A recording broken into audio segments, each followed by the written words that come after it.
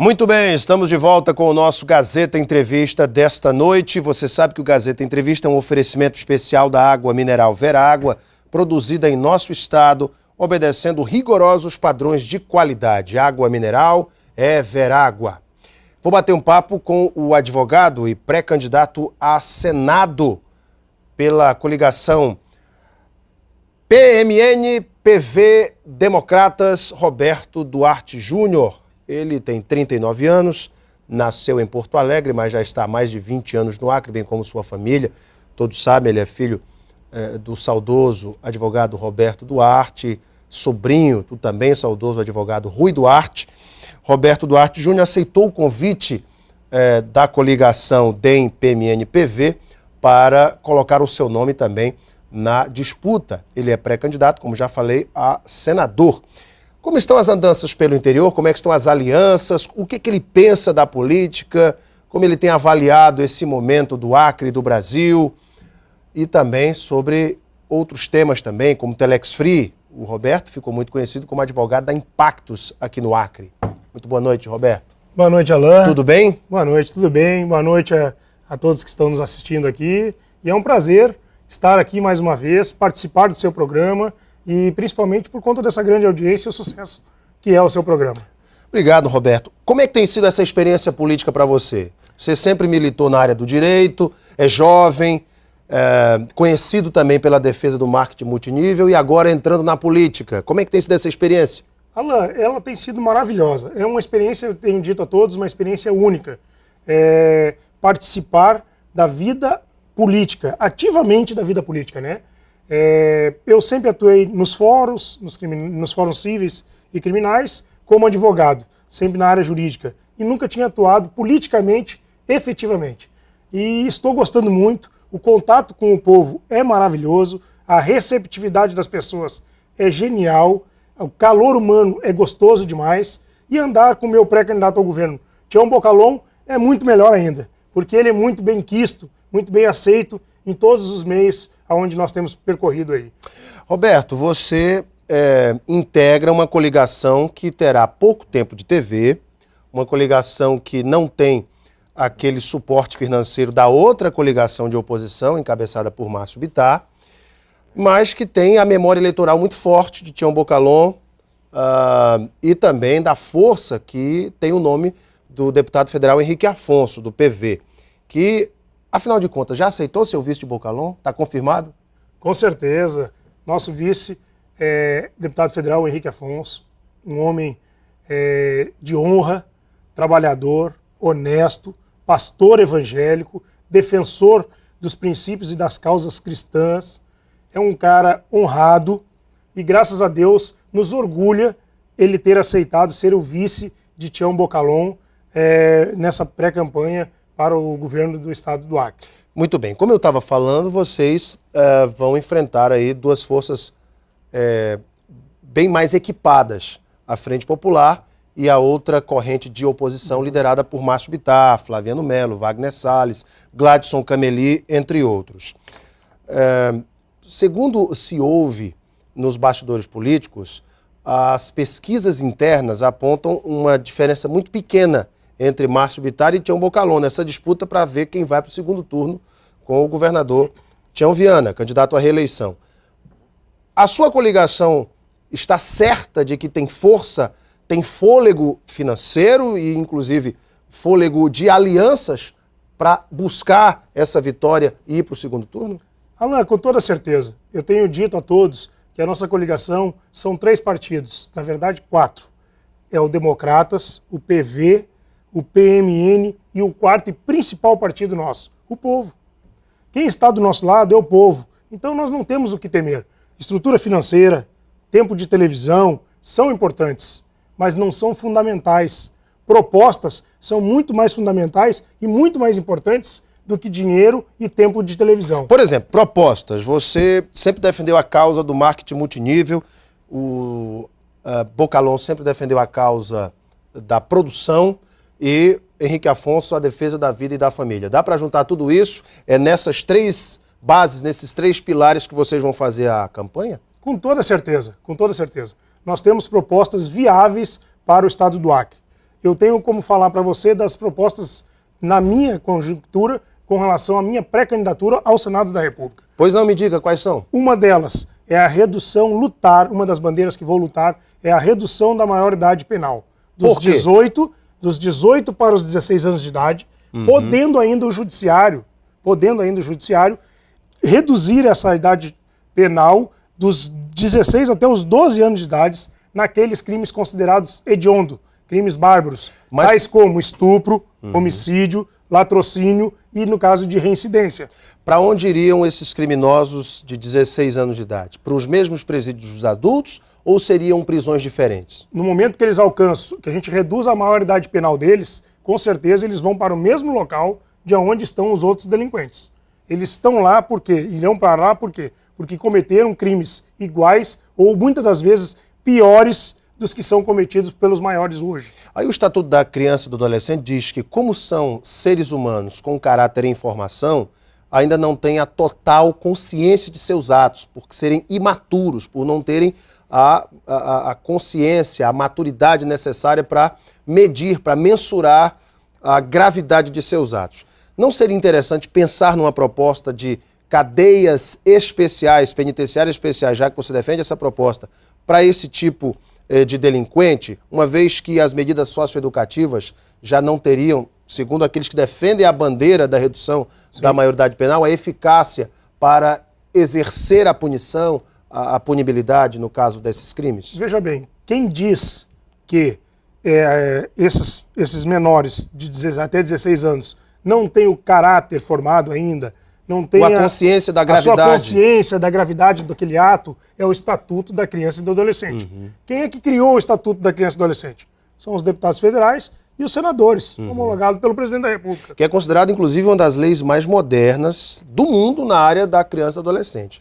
Copiada, inclusive, por alguns países. Eu vejo ela ainda muito retrógrada, porque ela não limita muita coisa. Ela cria medidas socioeducativas. Veja bem, nós não podemos admitir, eu vi há uns dias atrás no jornal, um rapaz de 15 anos de idade, ele cometeu um homicídio, foi preso, com 1 ano foi solto, porque a medida socioeducativa são 3 anos, em 1 ano ele foi solto. Quando ele foi solto, 3 dias depois ele cometeu outro homicídio, aí já com 16 anos, voltou para a medida socioeducativa. Quando ele foi preso pela segunda vez, a polícia descobriu que ele estava pronto para cometer um terceiro homicídio. Como é que um cidadão desse não tem consciência da gravidade do crime que ele cometeu?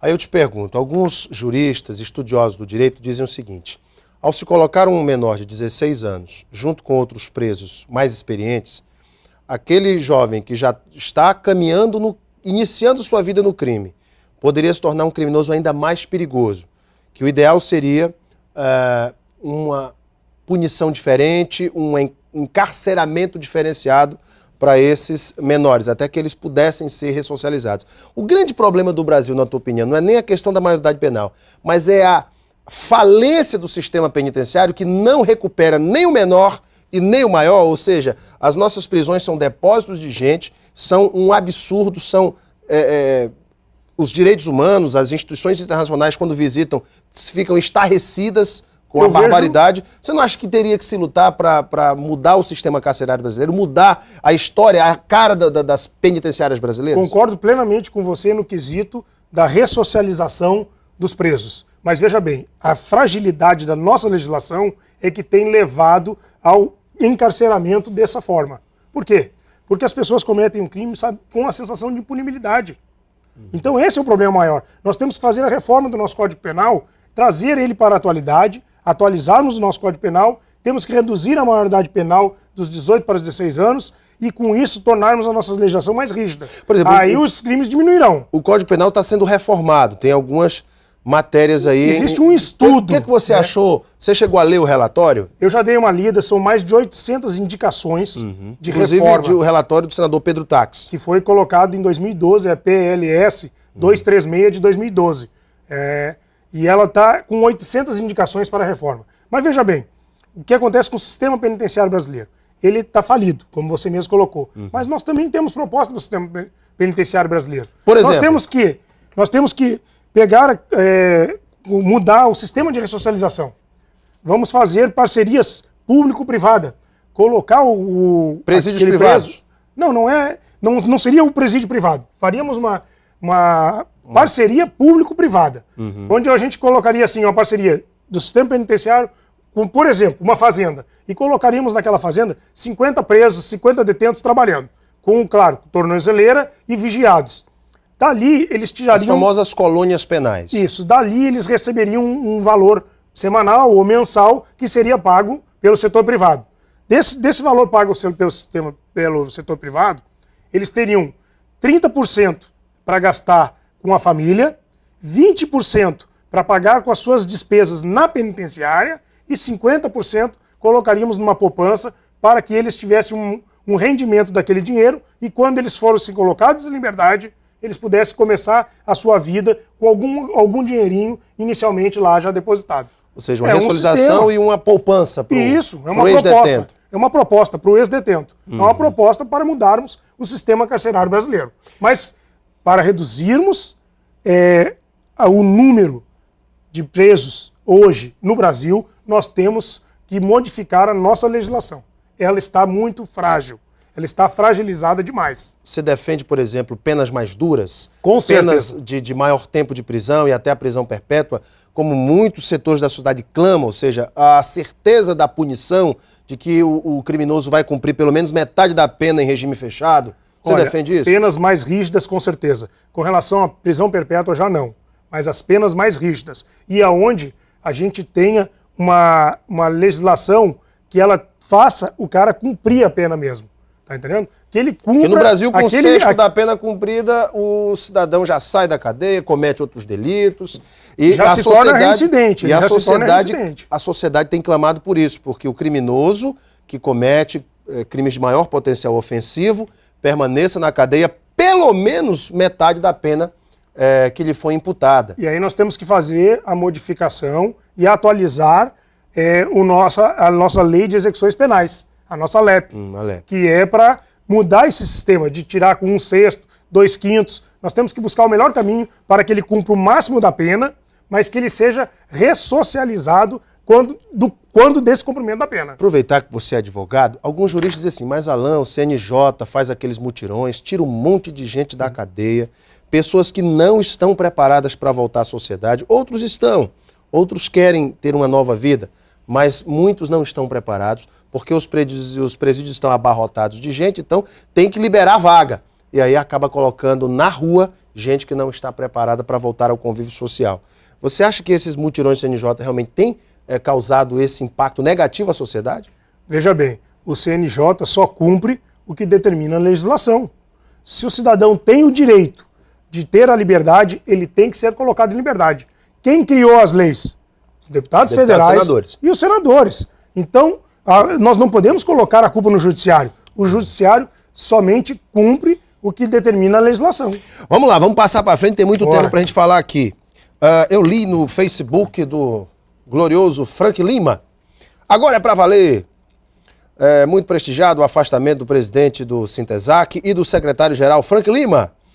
Frank Lima foi convidado para ser o suplente de senador da República na chapa do pré-candidato Dr. Roberto Duarte Júnior do PMN, que esteve presente na solenidade acompanhado do secretário-geral do Democratas, Normando Salles. Você convidou Frank Lima para ser teu suplente? Na verdade, eu não fiz convite a ninguém ainda para a minha suplência, e isso vai ser feita essa escolha no Conselho Político dos 3 partidos. Peraí, então o Frank aqui botou os carros na frente dos bois, foi isso? Não, você antecipou ou ele está cavando essa vaga? Não, eu acho que o Frank quis colocar o nome dele à disposição. E de repente ele colocou o nome à disposição pelo Democratas. E aí vai partir do Democratas a indicação do nome dele para ocupar uma suplência do Senado, né? Mas a gente vai estudar, vai viabilizar isso aí ou não. Essa escolha, inicialmente, tem que ser decidida dentro do partido da Mobilização Nacional, o PMN, né? E depois ser colocado no conjunto político da coligação de 3 partidos e decidirmos quem vai ser os suplentes de Roberto Duarte, se confirmando a candidatura ao Senado da República. Caso Telex Free. Vamos ler aqui algumas notícias relacionadas a Telex Free. O Dr. Roberto Duarte é advogado da Impactos. Primeiro vamos falar aqui da situação hoje. A Justiça dos Estados Unidos aceitou no último dia 30 de maio o pedido de recuperação judicial da Telex Free. O que é o pedido de recuperação judicial? Ele permite que uma empresa com dificuldades financeiras continue funcionando, dando-lhe um tempo para chegar a um acordo com seus credores. É o capítulo 11 da Lei de Falências americana. Porém, a Impactus teve a sua recuperação judicial negada pela Justiça do Espírito Santo, no caso aqui do Brasil. E a Justiça do Estado de Massachusetts, as autoridades da SEC, consideram sim a Telex Free uma pirâmide financeira, embora não haja julgamento final, julgamento do mérito. Mas há uma consideração do Estado de Massachusetts de que a Telex Free é pirâmide financeira. No meio desse bolo todo, no meio de toda essa celeuma, está sendo realizada uma perícia para que os divulgadores possam ser ressarcidos em sua integralidade. Como é que você vê esse momento? O que é que você pensa da Telex Free hoje, da Impactus e da situação dos divulgadores? Bem, Alan, com relação a Impactus, eu posso dizer com mais propriedades, porque eu sou advogado da Impactus aqui no estado do Acre. Com relação à Telex Free, eu só sei pelo noticiário internacional, porque não desenvolvo minhas atividades profissionais lá nos Estados Unidos. Posso lhe dizer que com relação a Impactus, é uma empresa que hoje está envolvida numa causa de maior complexidade do país, é uma causa de maior volume financeiro do Brasil, e eu me sinto honrado de ter sido contratado para ser advogado da empresa Impactus no Brasil. Isso demonstra que nós temos aí uma certa credibilidade como profissional liberal. Graças a Deus, eu obtive esse sucesso já até hoje. A empresa Impactus hoje vem passando por uma perícia. Nós estamos aguardando o resultado dessa perícia para nos posicionarmos novamente juridicamente. Mas sempre defendi, desde o começo, eu fui o primeiro a lançar essa ideia de nós devolvermos o dinheiro, restituirmos os valores aos divulgadores que não tiveram o seu dinheiro inicialmente investido restituídos. Por que isso? Porque esse processo pode tramitar por alguns anos. Então nós não gostaríamos que as pessoas, a empresa, nunca quis que as pessoas tivessem prejuízos. Então queria ressarci-las logo e depois o processo continuaria andando. Com certeza as pessoas não teriam prejuízo, como nunca tiveram até a decisão liminar. A empresa nunca deixou de pagar ninguém. Veja bem, a empresa Impactus, até onde eu conheço, é uma empresa idônea. Por quê? Porque é uma empresa que pagou mais de 200 milhões de reais de imposto de renda, pagou mais de 180 milhões de reais para a Previdência Social, certo? Então, ou seja, uma empresa que paga seus impostos em dia. Qual é a ilegalidade dessa empresa? Qual é os crimes que podem ser cometidos por uma empresa que está pagando imposto de renda? É a grande celeuma, né? Considerada pirâmide ou não. Justamente. As autoridades consideram. Não são as autoridades que consideram, Alan, desculpa. Quem acusa a empresa de pirâmide financeira é somente o Ministério Público do Estado do Acre. Somente o Ministério Público do Estado do Acre. Outros a Ministérios Justiça Públicos também mas não formalizaram nenhuma acusação com relação à empresa. Por isso que eu falei autoridades, alguns estados, né? E aí o que acontece? A Justiça não tomou uma decisão final com relação a isso. Está aguardando, com certeza, de uma forma até prudente, uma perícia matemática para dizer se a empresa é ou não uma pirâmide financeira, certo? Mas o que se defende hoje, o que eu defendo, é a restituição dos valores àquelas pessoas, aqueles divulgadores que estão no prejuízo. Inicialmente isso. Após a perícia, nós vamos ver o mérito da questão, se ela é ou não considerada ilegal. Muito bem, é o que deseja também os divulgadores que anseiam por ter seu dinheiro de volta. Bocalhão vai para o segundo turno e Roberto Duarte vence também a eleição para o Senado. Como é que você vê esse cenário?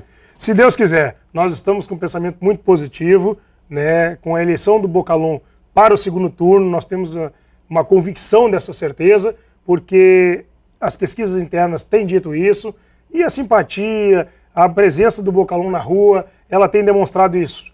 E nós, graças a Deus, a nossa aceitabilidade tem sido maravilhosa e estamos aí confiantes de uma eleição aí para o Senado da República. Conversei com Roberto Duarte Júnior. Obrigado, Roberto, pela tua vinda. Alan, muito obrigado. Eu que agradeço o espaço, agradeço a direção da emissora. Muito obrigado e a oportunidade de estar aqui mais uma vez com você. É sempre um prazer e uma honra vir aqui participar do seu programa. Uma boa noite a todos e fiquem com Deus. Daqui a pouquinho nós voltamos para a sequência do nosso Gazeta Entrevista. Até já!